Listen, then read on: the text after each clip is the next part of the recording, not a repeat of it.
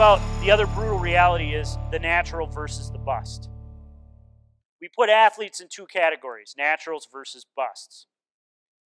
And what that does is it creates a continuum of the naturals over the busts. The naturals are grandiose, they think they're better than, and as a result, they have power over everybody. And the busts have a sense of self disgust with themselves. They're worse than, and they think they're powerless. And what happens when we put them in natural versus bust is they never go from good to great because they're moving up and down. They go from one extreme to the other. And then we have what I call the Sports Center effect, where you guys have 1,000 coaches in the stands who think they know better than you. And believe me, they'll tell everybody else in your association how dumb you are. You got a fantasy football culture that's focused on outcome and stats and instant gratification and always playing games to measure yourself. And then we have professionalization and specialization. And one of the unintended consequences of professionalization and specialization is this. That same year that Matt Gilroy won the Hobie, I got to sit with his dad and Jack Parker at our banquet.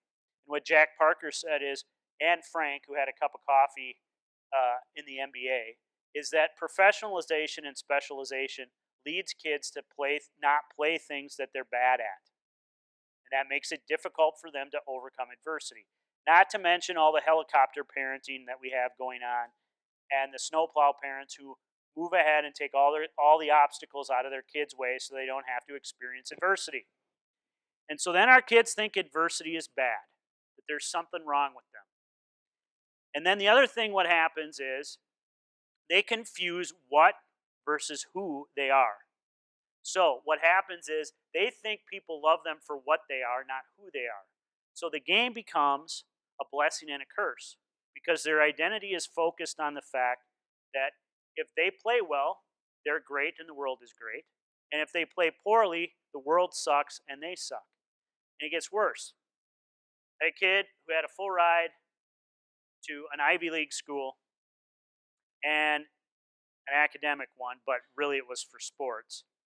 And what he did is he said to me, I'm quitting. Texted me on a Saturday. I said, why are you quitting? Well, my parents are fighting. Yeah? What does that have to do with why you're going to quit? Well, the only time they fight is when I play bad. Yeah? And the only time they talk about getting divorced is when I play bad.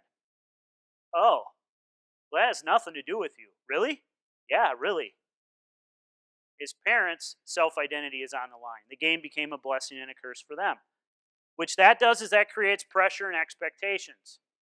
And as those pressure and expectations go up, they engage in a system of constant judgment. I explain it to the younger kids like this. It's kind of like you're texting a boy or girl that you like, and after every text you say to her, do you or him, do you still like me? That's what they do. That's ridiculous. And then they start to overfocus and do the Happy Gilmore, do the same thing over and over again and expect to get different results. And then they don't play in their optimal performance zone.